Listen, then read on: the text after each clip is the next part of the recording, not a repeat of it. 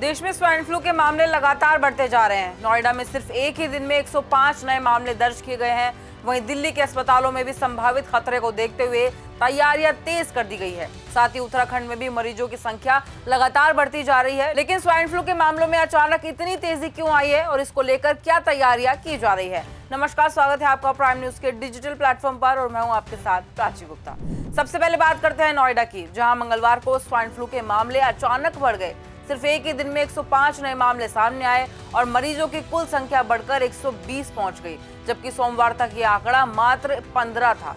महज 24 घंटे के अंदर हुई इस तेज बढ़ोतरी ने लोकल हेल्थ डिपार्टमेंट की चिंता को बढ़ा दिया है और पूरा मेडिकल सिस्टम अलर्ट मोड पर है। मुख्य चिकित्सा अधिकारी डॉक्टर मदन मोहन मणि त्रिपाठी ने जानकारी दी है कि मंगलवार को सामने आए सभी मामलों की जांच प्राइवेट हॉस्पिटल से कराई गई है। इसके बाद स्वास्थ्य विभाग अब प्राइवेट हॉस्पिटल से मरीजों की रिपोर्ट और अन्य मेडिकल डेटा जुटा रहा है और सभी इन्फेक्टेड पेशेंट्स की हेल्थ कंडीशंस पर लगातार नजर भी रखी जा रही है ताकि समय पर प्रॉपर ट्रीटमेंट दिया जा सके। वहीं दिल्ली में भी H1N1 फ्लू तेजी से पांव पसार रहा है। इस साल दिल्ली में इन्फ्लुएंजा ए के 2300 से ज्यादा मामले सामने आ चुके हैं और इनमें से 1777 से ज्यादा मामले सिर्फ H1N1 संक्रमण के बताए जा रहे हैं। बढ़ते मामलों को देखते हुए दिल्ली के स्वास्थ्य मंत्री डॉक्टर पंकज सिंह ने एक हाई लेवल मीटिंग भी की, जिसमें H1N1 को रोकने और कंट्रोल करने के कड़े उपायों पर मंथन किया गया था। वहीं सिचुएशन से निपटने के लिए LNJP अस्पताल में भी पूरी तरह से तैयारियां कर ली गई है।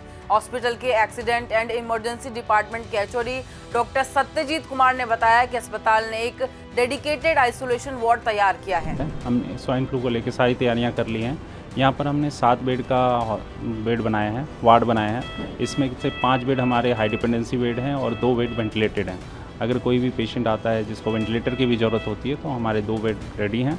और अगर पेशेंटों की संख्या बढ़ती है और ज़्यादा ज़रूरत होती है तो हमने 7th फ्लोर पे 70 बेड का वार्ड बना रखा है, जिसमें 10 ICU बेड हैं और 60 हमारे HDU हैं, मतलब हाई डिपेंडेंसी बेड हैं। इसके साथ ही उत्तराखंड में भी स्वाइन फ्लू इन्फ्लुएंजा H1N1 स्वास्थ्य विभाग के लिए एक चुनौती बनकर सामने आ गया है।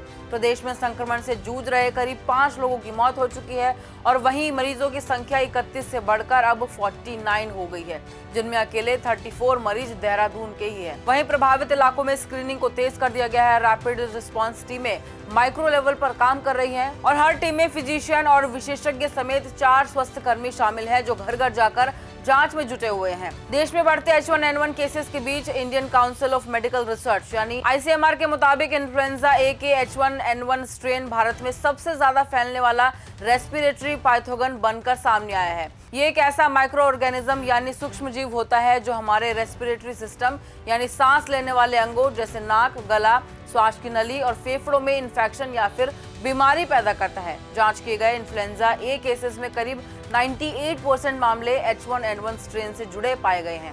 वहीं कोविड-19 के बाद इंडिया ने वायरल इन्फेक्शन की मॉनिटरिंग के लिए सबसे मजबूत सर्विलांस नेटवर्क भी तैयार कर लिया गया है। इसमें इंटीग्रेटेड हेल्थ इंफॉर्मेशन प्लेटफॉर्म यानी IHIP, NCDC और ICMR की हॉस्पिटल बेस्ड सर्विलांस टीम शामिल है, जो देश भर में फैल रहे रेस्पिरेटरी इन्फेक्शन पर लगातार नजर बनाए रखे हुए हैं। हेल्थ एक्सपर्ट्स के अनुसार स्वाइन फ्लू के शुरुआती सिम्टम्स को नजरअंदाज बिल्कुल भी नहीं करना चाहिए। बुखार, खांसी, गले में खराश, शरीर में दर्द और सांस लेने में परेशानी इसके कॉमन सिम्टम्स हैं और अगर ऐसे सिम्टम्स महसूस होते हैं तो तुरंत आपको डॉक्टर से कंसल्ट करना चाहिए और सेल्फ मेडिकेशन से बचना चाहिए। फिलहाल के लिए इतना ही। ऐसे तमाम अपडेट्स के लिए जुड़े रहें प्राइम न्यूज के डिजिटल प्लेटफॉर्म के साथ।